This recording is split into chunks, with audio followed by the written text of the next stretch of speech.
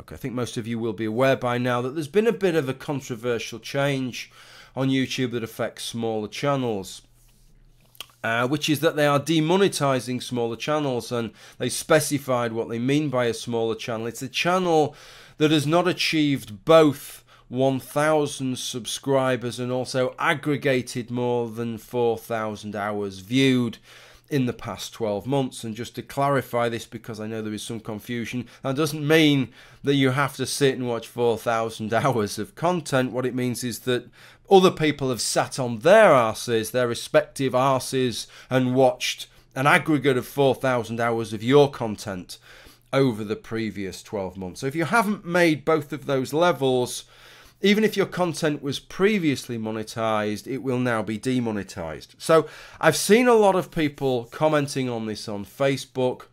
I drew my own conclusions, and I saw a couple of videos that were in favor of it from some larger channels on YouTube. And then I saw a video by TJ Kirk, the amazing atheist, as was, decrying those individuals and saying effectively they're sort of, these smaller channels supported them through the earlier periods of the adpocalypse, as it's been called, when it was hitting the larger channels, and now they're shitting on them in return and not supporting them in return. Okay, so where do I stand on this? Well, just let me explain the situation as I see it for YouTube first, and then I'll give you my thoughts on all of this. So this is the situation as I see it with YouTube, which is that they're in a little bit of a pickle, which is that effectively their advertising, their method of serving adverts is very different from mainstream traditional media, which is that mainstream traditional media, as an advertiser, you decide where your advert is going to be based upon the products that you, the things that you would like your product associated with, and also cost. If famously, even though I don't live in North America, I know that to advertise during the Super Bowl costs a lot of money. So obviously that is factored in. But there's also what you would like your material advertised alongside. There might be something that you don't think is suitable, or if you're selling a child's toy and you want that children to nag their parents until they buy them it, they relent and buy them it, then you're going to want that advert to run alongside children's programs. But there's also the same thing in magazines. You know, if you created a new razor for gents, you're probably going to want to advertise it in GQ. Whether you choose to advertise it in Teenage Sluts magazine or something, if such a title exists, it probably does, well, that's up to you. It's still going to hit a male target audience, but it does mean that your product will be associated with Teenage Sluts magazine, and you as a company will be associated as somebody that is advertising in that publication. And some people will take a dim view of that. Some people may buy the razor purely on account that you've advertised there, so it can work both ways. But this is how it works. YouTube is very different.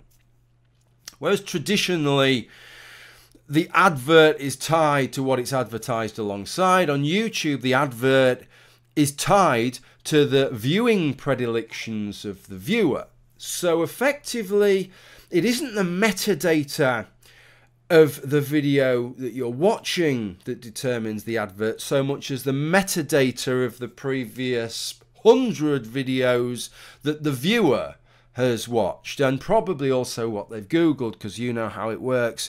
You go on Google and Google for a machine to polish teaspoons, and for the next 2 weeks, every second site you go on, there's a little advert there advertising some teaspoon polishing machine, even though you've just fucking bought one. Right, you're going to have them rammed down your throat for the next 2 or 3 weeks. That's just the way it works.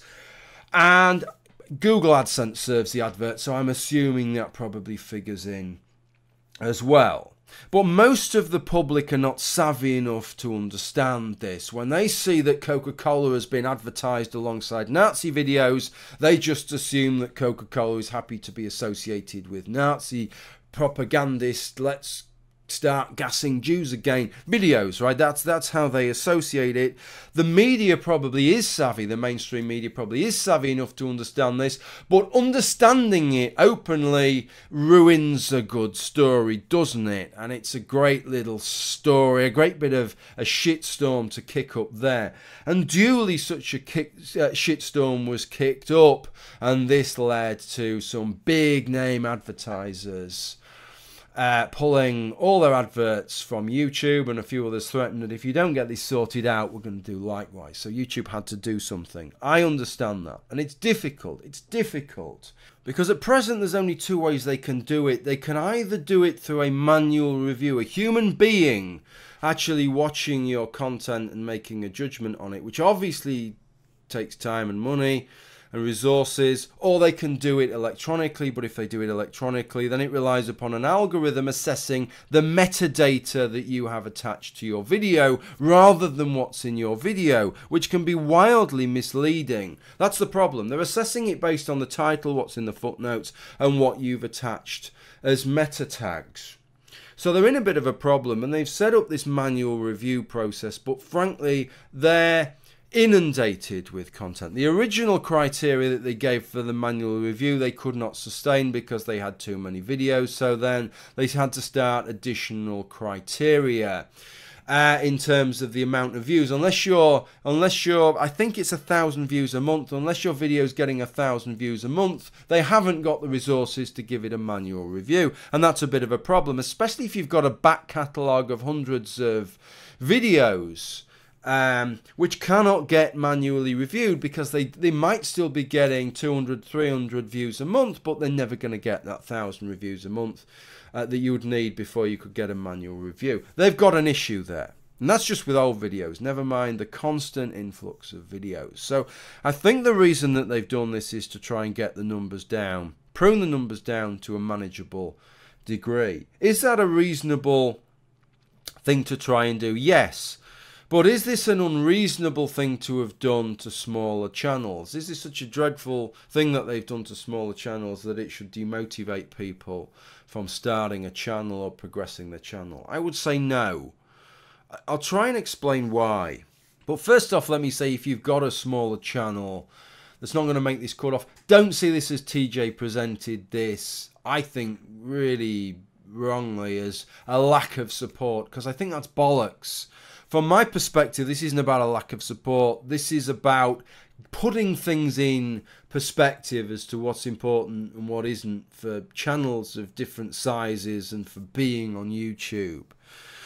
And let me also say that if you're the poor unfortunate that happens to be filming your pet cat when it eats a horse or something, you know, and you put it on YouTube and it has 12 million views, but you never get more than like 40 subscribers, you're the proper viral one-hit wonder, you are going to get well and truly shafted by this, are you not? Right? Because you might have earned $15,000 or something for that one video, and now no adverts will be served on it, and you will earn nothing from those non-adverts that are served on it. So yeah, there is that.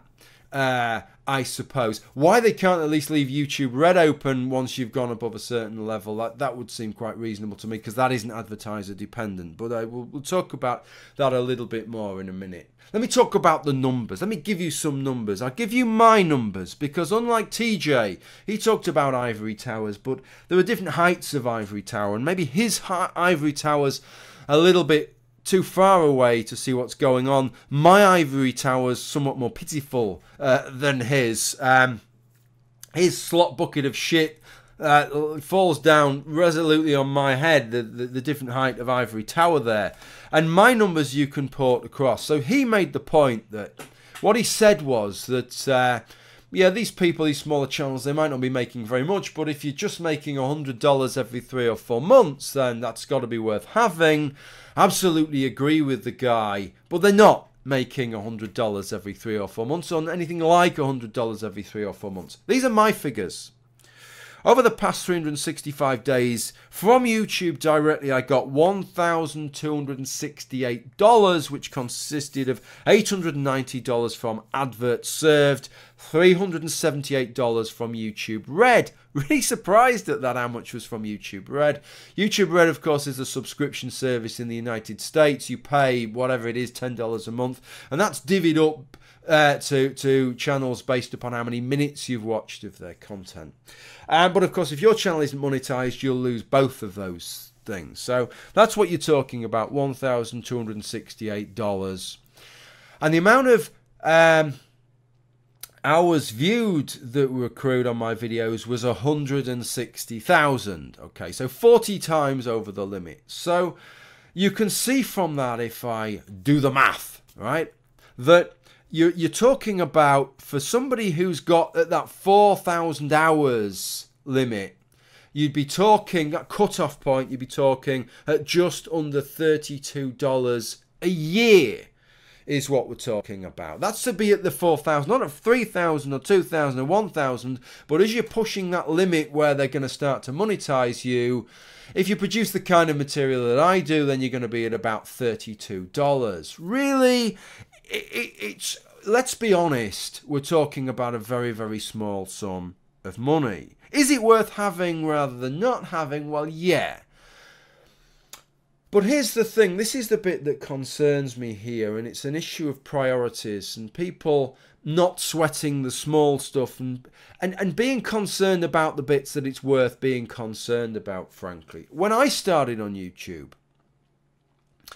there was none of these issues because none of your content was monetized. Not because you weren't a partner, but because there weren't any adverts. There wasn't any money. Nobody was getting paid a fucking penny for any of it at that time. You did it for the love of it. You made a video because you wanted to get involved. You wanted to have your say. You wanted the kick of people listening to what you had to say and leaving comments and responding to those comments. And the time you sunk into it, the hours you sunk into making videos and responding to comments, you did for the love of it. That's what it's about. That's what YouTube was about. That was the essence of YouTube. And vlogging channels, I think, have always been the spiritual home of YouTube. That is what YouTube is about. That was the concept, you know. It's you putting your face on there and getting your stupid, ignorant opinions out there for people to sit on their asses and listen to, as you are doing now. Okay, that was what it was about. And this is what concerns me. Is the idea that people would have a small channel earning less than $32 a year and the money would be any kind of a concern. And this is what concerns me. Somebody gave the statistics the other day in a video talking about the number of young people who, when asked about their careers, mention YouTube. A career as a YouTuber. They see that as a career. They'd like to be a YouTuber.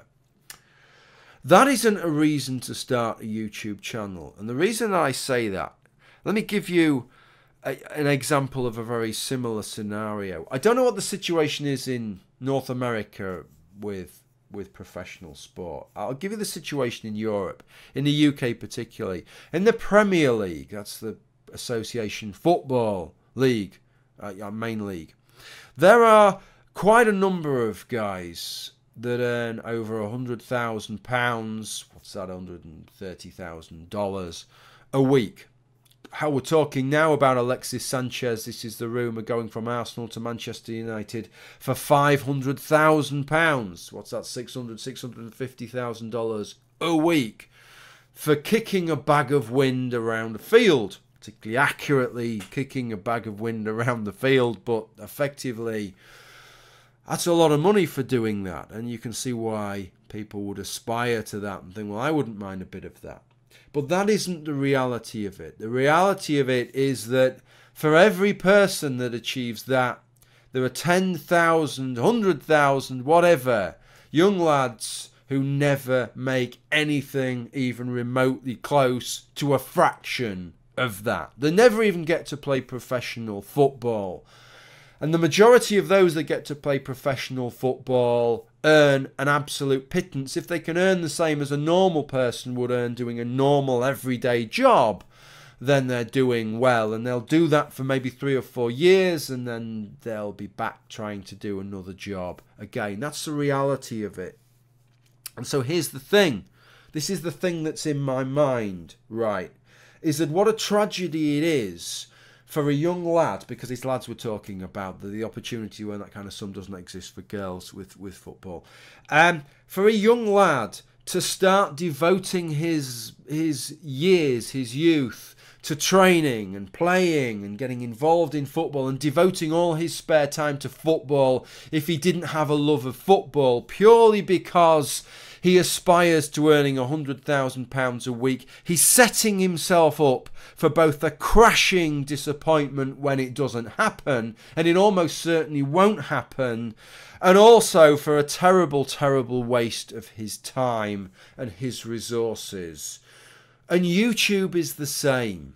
For everybody making a living on YouTube, there's 10,000 people who start a channel, devote a lot of time to it, and get absolutely nowhere, quite frankly. Maybe for every 1,000 people that do that, there's somebody that maybe gets to where I am and manages to do it as a sort of second job. And then for every 100 or 1,000 people that get where I am, there's somebody that actually gets to hit those dizzying heights. It's certainly not what you want to be going into YouTube doing. It might feature into it somewhere dim and distant, but you need to be doing it for the love of it. You need to be getting something much more out of the process. The journey has to be important. By all means, buy a lottery ticket, right? But if it's a 10-mile walk to buy a lottery ticket and a 10-mile back again, fucking hell. Just buy that lottery ticket if you enjoy the walk. Honestly, don't make that walk just on the basis that you might win the lottery. And this is how this features into me, you know. If you're a channel with less than 1,000 subscribers and 4,000 hours viewed, there's so many reasons to be on YouTube. There's so much that you can get out of the whole thing. I was prepared to do it for nothing. If I was getting nothing out of it now, I wouldn't be able to devote the time that I devote to it. And there might still be patches of a few months where I didn't do it, but I'd still do it because I still love it.